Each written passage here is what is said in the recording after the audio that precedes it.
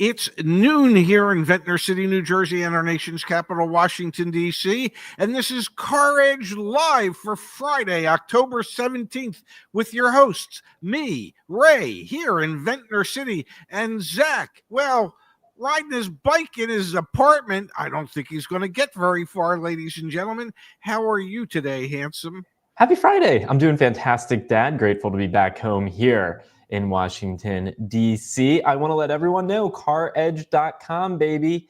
Congratulations to the team. We've got the updated website. If you haven't checked it out, you need to do yourself a favor and go there. Check out CarEdge.com. Car sites show you fake prices. Will get you the real one. And Yes. On the car buying service page, you can meet our concierge team as well as book your free consultation to see if it's a good fit. Please, folks, check out all the work we've done back at CarEdge.com to try and help you even more as you navigate the car buying process. Look at all these beautiful faces, man. So many people here dedicated with decades of experience to help you buy your next car. Go for it, Dad. Then we got to jump into the data. Not a problem, but I wanted to pitch you on a new segment for the show. Okay. You know how yesterday and the day before we did on the couch with CarEdge. Well, I think what we should do is we should set up like a psychiatrist's office, and we should have CarEdge customers who are having issues with buying a car come in, lay down on the couch, and well, Dr. Ray and Dr. Zach, we could ask them questions and try and help them through whatever dilemmas they're having. It would a whole new segment of CarEdge on the couch. All right, folks, let us know in the comments and in the live chat if you want to see Car Shrink come to a theater near you. Now, Dad, the big story. We got a crash that's looming. I'm calling it right here, right now. We have seen over the past few years a more than 100% increase in the amount of new vehicle inventory available and days supply of inventory available in the new car market. You're looking at, and we're going to review the latest data we have for the month of September. New vehicle inventory increased in September, Dad. We're back up to almost 3 million new cars in dealer inventory, which is up significantly, and an 84 days supply of inventory here in the United States. These numbers are up significantly month over month and year over year. They are the first sign I see of a potential car market crash, a reset of sorts, because as we've discussed all week, if prices keep going up, but inventory doesn't sell, eventually you have a reset in pricing.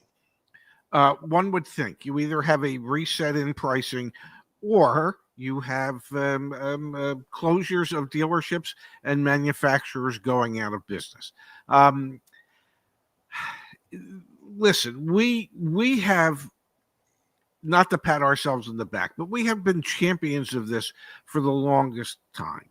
5 years ago, we announced that we thought that there was an affordability crisis when it came to automobiles. And, somehow, some way, 15, 16 million new cars get sold every year. 30 million used cars get sold every year. But the number of sales seems somewhat stagnant when you compare it to the growth of the population. Yep. So we seem to be swimming in a shallower and shallower pool of customers. At a certain point, as inventory grows, and it's growing again, and my suspicion is that it'll eke past 3 million. The day supply will continue to go up. There's very few manufacturers below 100 days.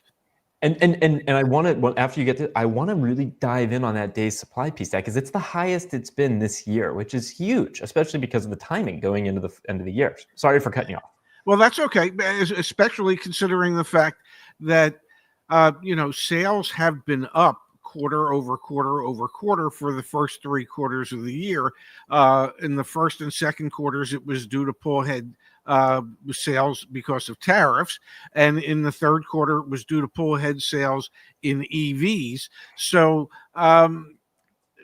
What's it going to be in the fourth quarter, folks? Where are the sales going to come from in the fourth quarter? And if they come at all, at what cost will they come? And what do I mean by that? The increase in incentive spends for manufacturers. So it'll be interesting. Yeah, look at this here, Pops. I'm going to pull up the data back on the screen. We're at 84 days supply. It's the highest point we've seen since the first quarter of this year. It's up 7.2% month over month. When we talk about an 84 days supply, what that means is that it would take 84 days to sell all the new car inventory in the United States of America based on the current sales rate with how much inventory is out there right now. And just for a point of perspective here. Yes. Go down memory lane. We're in March. Excuse me. We're in, March of 2023. This is what the market looked like. So just like 2.5 years ago, we had fewer than 2 million new cars available for sale in March of 2023. We had a 57 days supply of inventory. And when you think about those numbers, that is a seller's market. Sub 60 days supply of inventory, that means that they have all the pricing power in the world. When you're in an environment where you have an 84 days supply of inventory, or to your point, Dad, many manufacturers have over a 100 days supply of inventory. And we'll start here, Lincoln. If you're a Lincoln dealer, you have 104, it's hard to even fit it on the screen, 142 days supply of inventory. That is the sound of a crash for Lincoln dealers. And we know, Dad, there are some Lincoln dealers out there that have been holding on to new cars for prior model years. I mean, well over a year. And I know the chat's covering it, so I'm going to remove it for a second.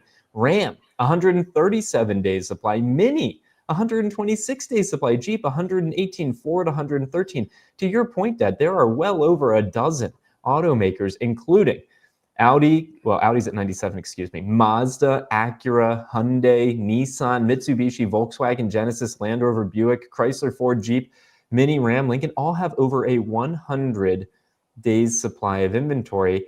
That is buyer's market territory. That means they have too many cars and not enough people buying them. It seems to me, I haven't really done the math, but it seems to me that there are more manufacturers with 100-day plus supply of automobiles than there are manufacturers with less than 100. And there's only a handful that have really honed in on the proper inventory supply, and they would be Toyota, Lexus, Honda, Porsche. Okay, it's not a major seller, but they've figured it out. Dodge, that's an anomaly, because Dodge just stopped producing a lot of their vehicles. Well, yeah, that's why it's an anomaly. They overproduced and oftentimes had one of the largest day supply of vehicles, and now they've cut out vehicles altogether, shied away from their EV introductions, canceled them. So it's most of these manufacturers are in some kind of trouble. Yeah, they absolutely are. And the more that we look at the data, the more it paints that picture. Dad, let's come to the CarEdge machine and let's do a little bit of some live experimentation here. I've got us looking for Lincolns, which are the brand that have the highest day supply of inventory in the United States right now, in Scottsdale, Arizona. Lovely town. Lovely, lovely, lovely town. 141 days. Oh my gosh, look at the price points. I guess the Navigator I can kind of understand, but still. $86,000 for a black label Nautilus, Dad. It's been sitting at Sanderson, Lincoln, and Phoenix for 141 days. This Lincoln Corsair, 368 days, 229 days, 90 days. These vehicles, 226 days. These vehicles, if you're a customer, Dad, yes, are the ones that if you've been waiting for a while to buy that new Lincoln Aviator, for example, now's the time to really highly consider making a move on it, because this vehicle's been sitting for a long time, and that means 208 days, and that means the dealership is motivated to get off of it because they know they need to. They know they're not selling. And if I go down to incentives, 0% financing for 36 months, 3.2% effective money factor on the lease. I mean, that's pretty good. This is Lincoln showing up a little bit to try and get this vehicle sold. Yeah, whether or not that's enough to get it sold, saying to your Lincoln customer, yeah, you're going to have you're going to have to put up with a $2,000 plus a month car payment for 36 months if you want the 0% interest. It is, we were kind of sort of joking about it yesterday when we were talking about the Wagoneers, the Jeep Wagoneers and the Grand Wagoneers, and how they've lowered the price on some of the models by $23,000. And even at $23,000, it's still a $62,000 vehicle. And that is $12,000 above the average MSRPs today. So it is, we are talking about stupid prices, stupid high prices for a smaller group of people who can buy. And it just, maybe I'm really dumb. Maybe I just think the simpler things are, the better. But maybe if we decided to attract more than 13 to 15% of the public into buying cars, new cars, and we expanded who we were trying to sell cars to, because we've significantly lowered the price and we've populated the pricing out there with cars in the $20,000 to $40,000 range. Maybe, just maybe. I hear you, Pops, but that's not the point of today's show. The point of today's show is we haven't done that, and so what are the ramifications? And it looks like we're not going to do that. Yeah, so I hear you, and we spend 4 out of the 5 days a week talking about what it should be. Let's talk about what the reality is, which is we are headed into the best time of year to buy a new car. That is, you can't argue that. The fourth quarter is the absolute best time of the year. It's the best quarter, the end of the month, the end of the year. And these brands are all looking in a situation that is dramatically different than it was at the beginning of this year, and most certainly different than it was a few years ago. All of these brands to the right of that green line. And heck, Dad, even if I'm Chevrolet with an 81-day supply, that's higher than I want it to be. Yeah. I much preferred the days. Let's do the trip down memory lane. You want to see what this market looked like back in March of 2023? Wait for it. And that's just 2.5 years ago. Yeah, Dad, Chevrolet 2.5 years ago it looks like about a 53 days supply of inventory. Seller's market 2.5 years ago, buyer's market right now. So I hear you on the solution would be cheaper vehicles. That's not happening today. Let's focus on what are the opportunities here. And I'd say pretty much all these brands except for Toyota, Lexus. Yeah, those pretty much every brand except for Toyota and Lexus, you've got yourself a lot of leverage. It would appear as if you have leverage. The data would suggest that as the customer, you definitely have more leverage today than you did 30 months ago.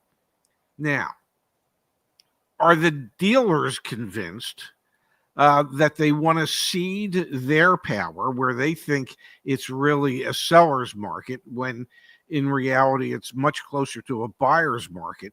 But that doesn't happen if the dealers don't agree to it. I mean, there are, I still see comments where, well, I went to this Nissan dealer and they're charging $2,000 additional dealer markup. Or I went here and there's $3,500 worth of dealer installed accessories that are mandatory. So we see the buildup. And I'm sure the manufacturers are concerned about that buildup. The dealers should be, but a lot of the dealers are just so pig-headed at the moment that they're looking at the numbers and they just think magically, well, we'll figure out how to sell them. We don't have to really start giving them away. And so it's part of it has to be the dealership mentality where they go, it's time to get back into the real car business. And when our inventory explodes like it has, the only way to move it is to reduce the price. So another live experiment. We have verified pricing. All right. So every single day, that car buying service, dozens of customers, we are helping them get the best possible car deal. And our community are actually able to upload their own car deals to our verified deals section. So Dad, I've pulled this up here. Let's look. I've sorted it by most recent. Let's look at what the most recent deals are back from the CarEdge concierge team.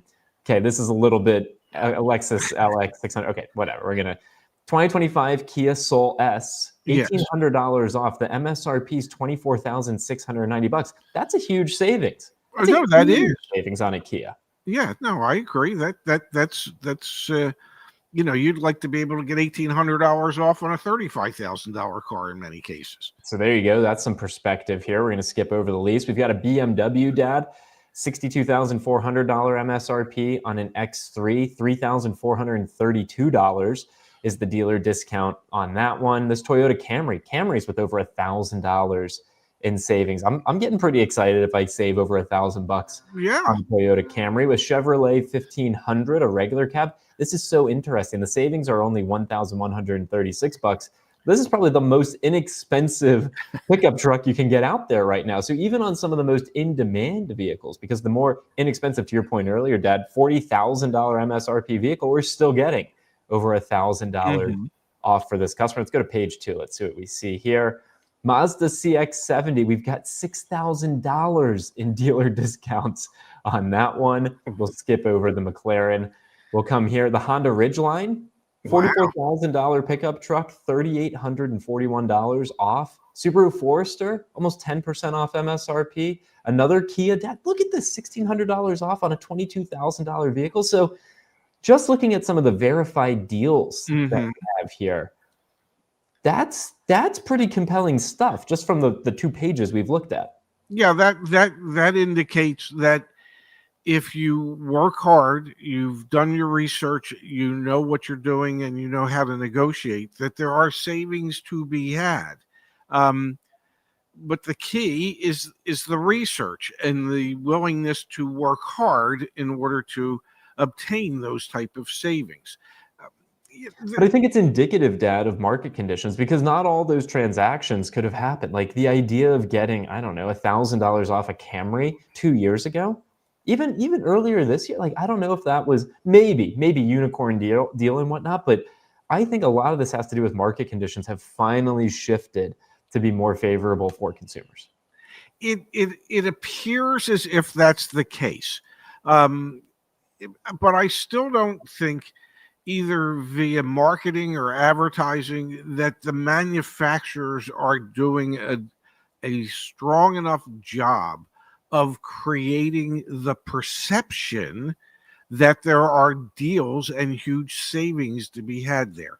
I mean, let's face it, because of advertising, what does advertising do? It creates a perception, and the perception doesn't have to be real. It just has to be the perception.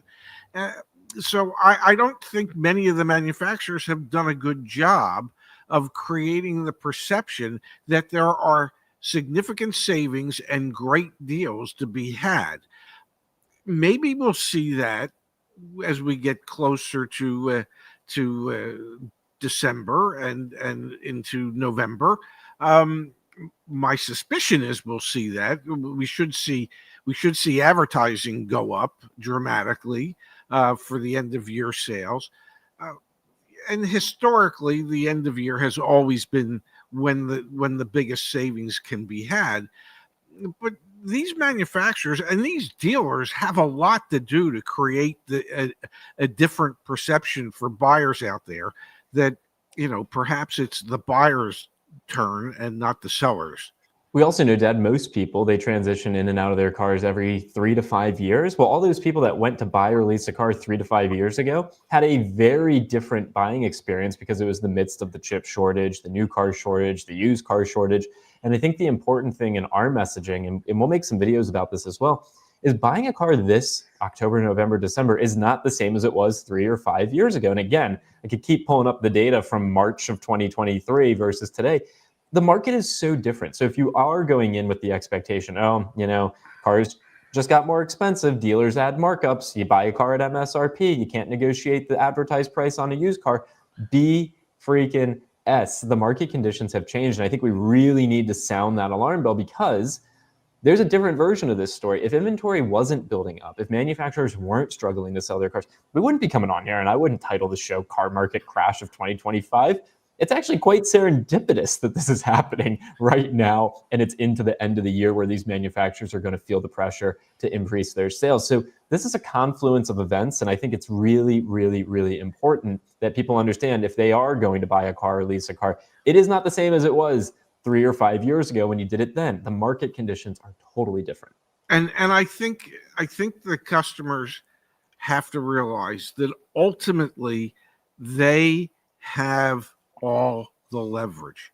Okay, because it's either their cash, it's either their cash that they're paying for it with, or it's their good credit that is allowing them to get financed so the dealer can sell the car. The dealer doesn't sell anything if the customer says no. Okay. So they're not making a profit. They're not selling anything. They can pretend they have all the leverage, but they're not selling the car to themselves. They need an independent person such as yourself to walk into the dealership and say, yes, I want to buy it. So remember, the dealership has nothing until you say yes. And as long as you continue to say no, the harder they will work to get you to try and say yes. And typically, the way that they work in an effort to get you to say yes is they will lower the price or the monthly payments in order to make it attractive enough for you to finally say yes. But you, as a customer, have to realize you have the ultimate leverage because they can't sell anything without you. And that is the difference between today and the market before. Yeah. They previously didn't care if you were going to buy the car or not because there was someone lined up behind you waiting to purchase that vehicle. That has changed. The market conditions have changed, and that is the message that we need to get out there, and we need everyone to remind those, because those conditions, the data, the underlying reality is different than it was 3 to 5 years ago. What's lined up behind the customer today is another trailer load of cars, or a couple of trailer load of cars, looking to drop off more cars at the dealership. So when you have more cars than you have customers, as the customer, you suddenly have a hell of a lot more leverage than when they had more customers than they had cars. Remember, the most powerful word in the English language when it comes to buying a car is a simple 2-letter word, N-O. No, I'm not ready. No, the price isn't low enough. No, the payment isn't low enough. So just remember that is the most powerful word when you're in the midst of negotiations. And you are the one that always has the option to say no. And the power of that no today is significantly more powerful than it was 3 to 5 years ago, or heck, even earlier this year. I just cannot reinforce that enough, because leverage is what yields a good negotiation. And when the dealership had another customer right behind you waiting to buy that exact same car, they had the leverage, not you. Now, Dad, there's nuance to all of this, and I think it's important that we get into it. Joe, thank you for the very kind contribution. Where do you guys see the Cadillac XT5 in terms of negotiability and market status? It's our most popular model, but not updated since 2017. Now, the reason I bring this up, because this is the tool set that we've been trying to develop over the past 5+ years. So Joe's interested in a Cadillac XT5. First thing I'm looking at, Dad, is where is Cadillac on the nationwide days supply of inventory list? And it's pretty low. Yes. Cadillac has a 79 days supply of inventory. So when we look at Cadillac versus some of the other brands here, nationwide, Cadillac dealers actually don't have a huge surplus of inventory relative to demand. So that's nuance piece number one, is by brand, what do things look like? Now, the other area of nuance is that particular model.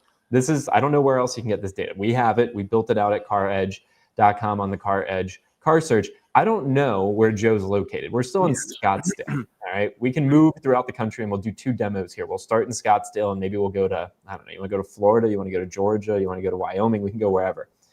But Dad, what I'm looking at here is there are 191 new XT5s for sale within 50 miles of Scottsdale. And what I want to look at is a mixture of days on market. So I'm looking at here, this one's been for 232 days. One of the nice things I can do here is I can actually sort by oldest. So I'm just kind of curious. So we've got some demo vehicles that they've had for 400 days. So I can see some of the older vehicles, but I can also click into a particular vehicle And I can get the market day supply for that make, model, and trim in that area. So there's only a 30 days supply in Scottsdale for the XT5 Sport trim, for example. 3 have sold, yet there are only 2 Sports for sale out of that whole batch. This is the type of data you need to go look at. Obviously, the target discount range that we provide is meant to help you as well. Knowing the invoice price is meant to help you as well. But that day's supply, I mean, that changes the negotiability significantly. Dad, if you're managing that Cadillac dealership and you know there are only 2 other Cadillac XT5 Sports for sale in your market, put yourself back in the shoes. My dad sold cars. He managed dealerships for 40 years. If there are 2 in your market area, Dad, how much are you negotiating on that thing? Well, you know, if I maybe I was a different type of manager, but if I had a customer that was threatening to buy the car, I'm not letting them leave until I figured out how to allow that to happen. But the reality of most dealers do. A lot of dealerships would look at it and they'd go, "There's only 2 in the market. You know that. You've done your research. There's only 2 in the market, and if you haven't done your research, we'll do it for you. We'll show you. There's only 2 in the market. You've got two choices. I'm not saying that we can't work with you. I'm just saying you have to temper what you're hoping to save when you understand that there's only 2 left." Now, Dad, that was the Sport trim. Now look at what happens when you look at the luxury trim. So we're in the same market area. We're now looking at the luxury. We've got 3 have sold in the last 45 days, yet there are 37 for sale. Now, Dad, put yourself back in the shoes of that sales manager. Joe comes in. He wants to buy an XT5, or he reaches out, via email, text message on this one, not the Sport, the luxury, where there are only 3 sales in the last 45 days, yet the region has 37 for sale. How does that change the negotiation? Joe, give me some ideas to what you might be willing to pay for it, and let me see if I can just make that happen for you. Let's just cut to the chase. That's the difference. I'm not going to sit there and justify why I need you to pay a lot when I know that there's like another 30, 36 ones you could be looking at, as opposed to there's only 2 that are available. So, yes. Hey, Joe, let's just cut to the chase. Give me an idea of what it is you're looking to spend. And if it is doable, we're just going to make a car deal 1, 2, 3. Is that okay with you? That's how I would approach it. That is. Thank you, Joe. Obviously, we did not ask Joe to donate today or to ask about the XT5, but it is a perfect demonstration of how the market is so nuanced. You look at Cadillac as a brand, at the highest level, not a lot of negotiability there. You look in at a particular trim level in a particular region, not a lot of negotiability there. You look at a different trim level, a poop ton of negotiability there. The conversation is entirely different. So, Joe, I hope that's helpful for you, and I encourage you to use the tools that we have back on the website to reference that information as well. And for those of you that are disinterested in doing all the legwork that we just did right there, this is what we've now rebranded as CarEdge Pro. All right, so if you're not using CarEdge Pro, I encourage you to do it. This is the combination of what used to be Insights, CarEdge Insights, and our AI Negotiator. Imagine being able to just push a button and the AI agent uses all that data we just referenced to contact the dealership and negotiate on your behalf. So there's a lot of great resources back on the website, CarEdge Pro included, leveraging that information to have an informed negotiation to try and drive a good outcome here amidst a time when the market has fundamentally changed and shifted. Yes. Hey, can I do one thing real quick? Sure. And then I've got one other story I'd love to cover today. Okay. Well, before we get that story, so you're going to have to hang on for that story. But yesterday I had a request from one of our viewers, and the request is, Ray, could you just do a brief watch check daily? Because you're always wearing different watches, and people are curious as to what it is. So today it is a Hamilton field watch. It's the Hamilton khaki automatic 42 millimeter size. It is a Swiss automatic movement with a display back, 80-hour power reserve. So that's today's watch. Now, Zach, I believe you have another story. There we go. I was trying to find the button. That GM privately sold $2 billion worth of auto loans just the other day. The reason I bring that story up is because I think it qualifies even more of how the market is starting to reset and crash. That being said, these automakers, their captive financing arms, they package up and sell auto loans all the time. But a recent sale, Dad, of $2 billion worth of auto loans caught my attention, and it caught the attention of many other people in the industry. GM doing an asset-backed security sale for their loans that their dealers had placed. Did they sell them to Carvana? They did not sell them. Did they sell them to TD Bank or Chase or who the others were that stepped up and were underwriting the loans from Tricolor? No, the interesting thing, Dad, is typically these are sold on public markets, these asset-backed securities. This was sold privately through Goldman Sachs. So that's another interesting component of this. So yeah. Wow. Yeah, just flagging it. Yeah, no, that is very interesting. It seems as if many dealer groups, many manufacturers are realizing the money to be made is in loan originations and then turning around, packaging those loans and selling them as asset-backed securities and washing your hands of them. And if they go bad, oh well, you're not the one caught holding the bag. Stay tuned, folks. Maybe a business model innovation back at CarEdge. Maybe that's what we should be doing. We've got, Dad. Yes. Can't read that. Phytobiomass, Jay. There we go. I got through it. Thank you for the kind contribution. I bought a Mazda CX-50 hybrid in April. Did well with CarEdge's help. Thanks again. But unexpectedly, my new work contract allows me to remain fully remote, making the car a lawn ornament. Wow. Yeesh. We've got here a continuation. Not underwater on the loan. Can sell to CarMax. $3,000 in depreciation since only 1,200 miles on the vehicle. Given the market, you think a decent 2017 CX-5 with around 95,000 miles might be doable in late December for around $14,500 in the New Jersey, Delaware area. I don't know. Let's go to the car search. Let's have some fun here for a moment. So it sounds like, Dad, this particular community member wanted to get out of the newer vehicle and get into a cheaper used vehicle since he's not driving that much. Yeah, boy, it almost makes me wish I hadn't got my car back in March, and I could have ended up with his CX-50 hybrid. Well, come on, man. You know, Dad, do you have, what's the zip code for that area? Do you have anything coming to mind? The Delaware? No, I don't off the top of my head, but I know it's 08060 or 08406. No, what's is a New Jersey one. Okay, yeah, and you're in South Jersey. Okay, all right. So let's come over here. I checked. I am. Yeah, not all that far from Delaware. All right. So what'd you say? 08406. 46. Yeah, whatever it is. Yeah, that's. And we'll do 100 miles. Okay. So we're looking for a 2017 CX-5. Yeah, I got the CX-5 in there. Okay, so there's only 100 around you, Dad. And then did Jay say anything else? It looks like there's 95,000 miles. There's 23 around in a 100-mile radius. Yeah. And I'm looking right now at the oldest, the ones that have been sitting. Wow, look, isn't this interesting, Dad?